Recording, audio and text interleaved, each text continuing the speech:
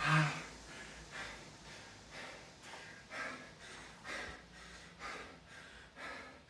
Ha!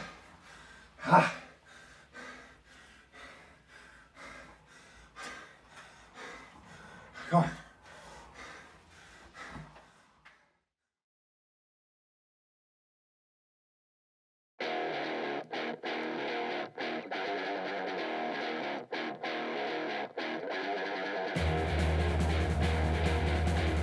Hello YouTubers and welcome to another episode. Today, as you can tell, 1 minute on, 1 minute off is on the menu on bay for today's workout with a little bit of a twist. Not just doing 1 minute on, 1 minute off to see how fast we can go, but this one is more of a rate cap, but not a low rate cap like under 20, not under 25, not under 30, not under 35. We're going for a rate cap of 36. So trying to hold 36 for as many intervals as possible. And what I've been doing lately, the steady state, low rate work will mean that this 36 is going to feel very, very high. So I'm going to continue with the warm-up and then fingers crossed for this workout because I can foresee it now. 36 is going to feel like 56. Previously, before the 2Ks, I could rate 40 for forever, but now that system is needing some work because, as always, if you work one system hard, then another system takes a little bit of a back seat. So now we're going to combine, it's time to combine that base that we've been working on and try and reach small parts of that peak before we sort of go down to the high intensity route. But now, heart rate wise as well, this session is a peak session. So it's one of those sessions where the heart rate doesn't matter particularly, it's just trying to force it as high as possible. But really, the focus of this workout is to hit 36 for all of the intervals. Whether that is a slow split or a fast split, we'll see. So fingers crossed, Yab Squad. Hopefully I don't fall off the erg. So what we're going to do is we're going to go through the intervals, try and move the camera around in those 1 minute offs. But we'll see how that goes. I'll try and mark every interval with a number, whether that's before or after, we'll see how that works. But now we're going to hop into 1 minute on, 1 minute off by 30. So let's get to it. For those of you that are wondering what I'm listening to today, we've got Moana, How Far I'll Go, Datwika's remix on repeat for the entire thing. Oh yeah!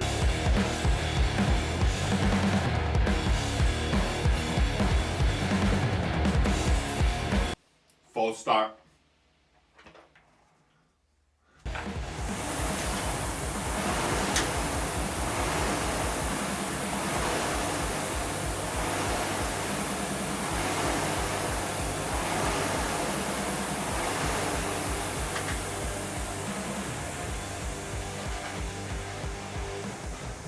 As I thought, 36 is not easy to hit after hitting 20 for about 600k. So we're just going to have to fight for 36. That one was a 129. Probably out too hard. Let's see what happens. Can I recover enough in a minute? Can I keep going for 30 minutes? Woo! One down, 29 to go.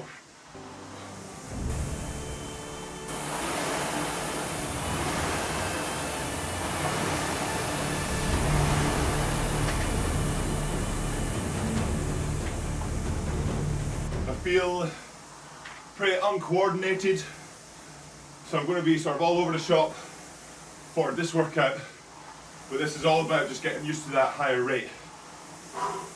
2 down, 28 to go.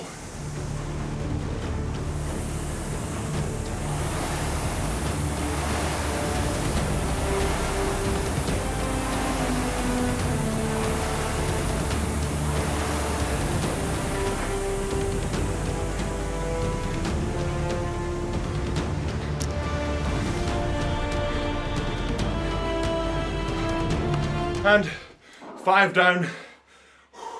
It's tough, 25 to go. Gotta change camera angles. That last one was stung quite a bit, so quick, put the camera down, over the window a little bit. Woo!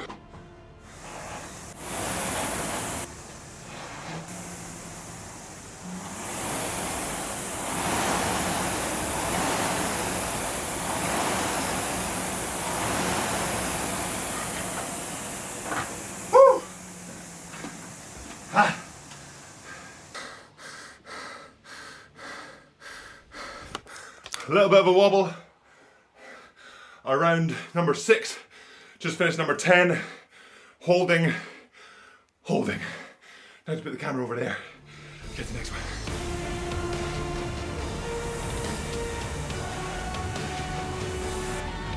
Lucky number 13.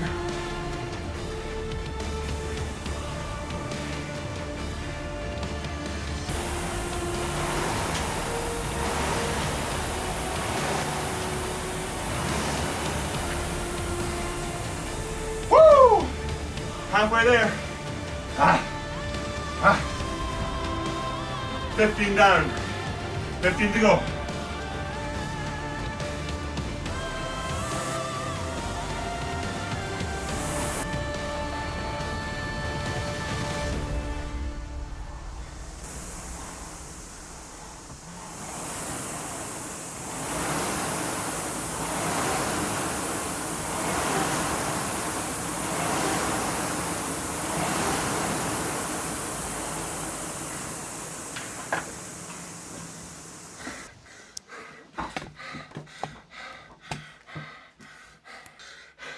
$20 down, 10 to go.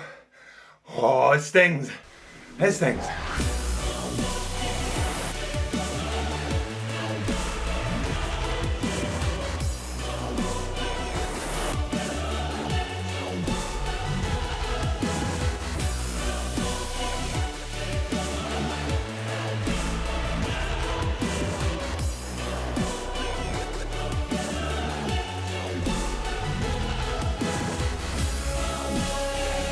Last one.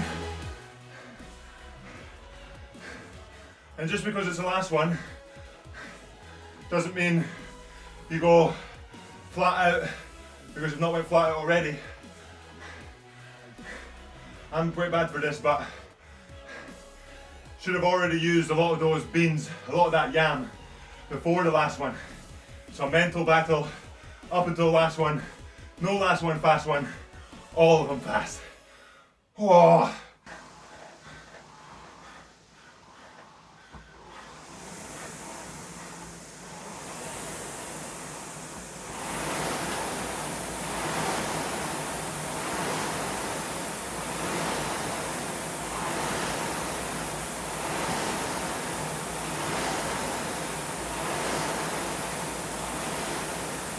Woo!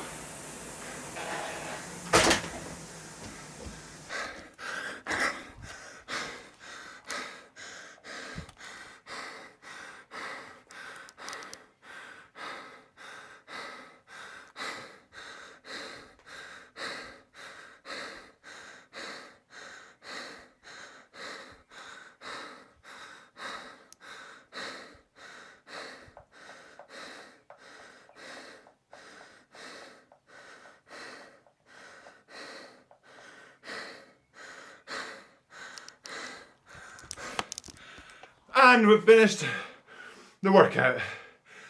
30 times 1 minute on, 1 minute off. So that's 10 and a bit K, sub 130, 129.6. Average rate 34. Oh, it was a tough one. So I started, didn't even really hit many 36s. So like I said at the start, there's a massive difference between I'm fit at rate 20 and pushing on there, pushing that aerobic base, versus higher rate at 35, 36, or race pace rate, essentially above 30. And that's what I spoke about the other day, about you can build your aerobic base for a while. It takes a long time to build it, to get that wider. But just because that's wider, doesn't mean it automatically makes the top end stuff faster. So like you can see here, this was hard work, but it's the aerobic base stuff that's helping me in the minutes recover a bit better. So I'm not used to the high rates, but on the recovery, my body's that little bit more efficient, it's more fit, so I can keep pushing a little bit harder. And then the more work that I do in this type of work, the more used to the higher rates I'll get.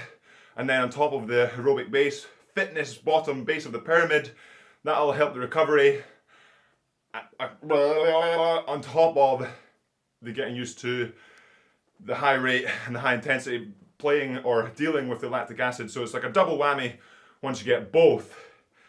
But oh, I forgot what it's like to do high rate stuff. I really, really enjoy it. And this kind of workout, I didn't know what I was going to do because, like I said, I haven't done it in a while.